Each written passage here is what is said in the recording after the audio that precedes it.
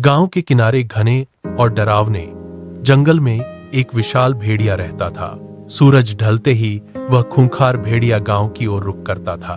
एक रात रामू ने अपने बाड़े से बकरियों के दर्दनाक चिल्लाने की आवाज सुनी। अंधेरे में उसे भेड़िए की चमकती आंखें दिखाई दी।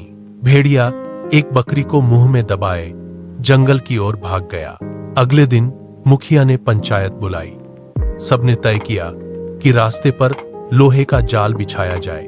रामू और युवाओं ने मिलकर एक गहरा गड्ढा खोदा और उसे सूखी टहनियों से सावधानी पूर्वक ढक दिया। रात गहराते ही भेड़िया जाल में फंस गया। वह जोर जोर से गुर्राने लगा और जाल को काटने की कोशिश करने लगा। रामू ने आगे बढ़कर जाल को और कस दिया। गांव वालों ने उसे दूर पहाड़ों में छोड़ दिया। अब गांव में शांति थी और रामू ने चैन की सांस ली। आसमान से गिरते बर्फ के सफेद फाहे देखते ही देखते घुटनों तक जमा हो गए। छोटा आर्यन एक नन्हे खरगोश का पीछा करते हुए जंगल के घने रास्ते में भटक गया। चारों तरफ डरावना सन्नाटा था और बर्फ के बोझ से झुकी टहनियां उसका रास्ता रोक रही थीं। पीछे मुड़कर देखा तो पैरों के निशान भी गायब थे। अंधेरा गहराते ही आर्यन ने एक पुराने बरगद की खोह में शरण ली। कांपते हाथों से उसने माचिस निकाली। पहली और दूसरी तीली हवा में बुझ गई, लेकिन तीसरी तीली ने सूखी पत्तियों में जान फूंक दी। आग की लपटें उठते ही उसने कुछ बेरीज खाकर अपनी भूख मिटाई, जबकि दूर कहीं भेड़ियों की डरावनी आवाजें गूंजने लगी थीं। तभी दूर एक टॉर्च की रोशनी चमकी। आर्यन ने फुर्ती से अपनी जैकेट लकड़ी पर बांधी और आग के ऊपर लहराते हुए जोर से चिल्लाया। गांव का चौकीदार उसे ढूंढते हुए वहां पहुंच गया।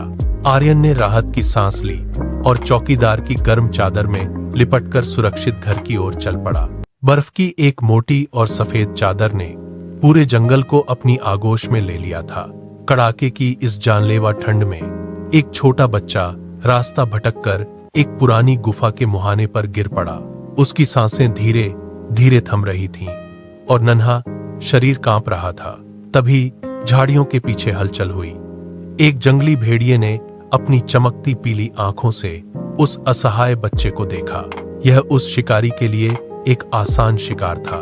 भेड़िया दबे पांव बर्फ पर चलते हुए धीरे धीरे उस बच्चे की ओर बढ़ने लगा, लेकिन करीब पहुंचकर भेड़िए ने हमला नहीं किया। उसने अपना सिर झुकाया और बच्चे की मासूमियत को सूंघा।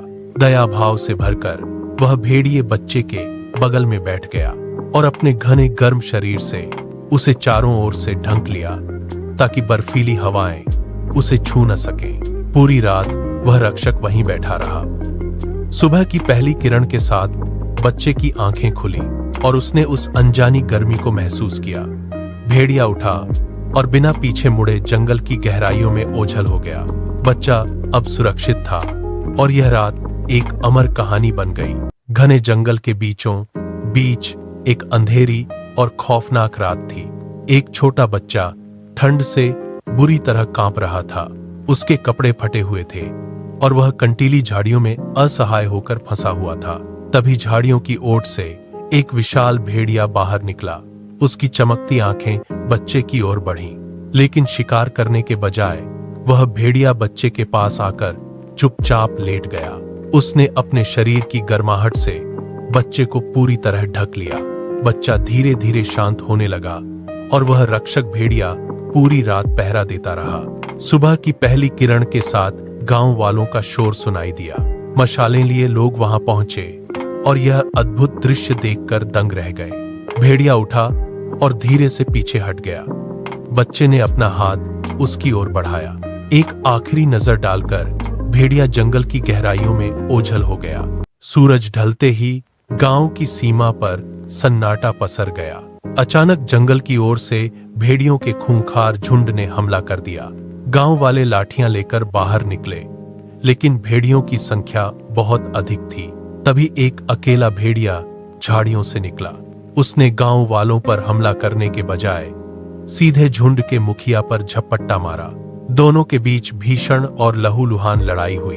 अंततः उसने पूरे झुंड को पीछे धकेल दिया। लड़ाई के बाद वह भेड़िया पुराने पेड़ के नीचे गिर गया। मुखिया ने देखा कि उसके पैर में लोहे का जाल फंसा था। मुखिया ने कुल्हाड़ी से जाल काटा और उसके घावों पर जड़ी बूटियां लगाईं। अब वह भेड़िया गांव का रक्षक बन गया था। जिसे वे दुश्मन समझते थे, वही असल में उनका सबसे बड़ा रक्षक निकला।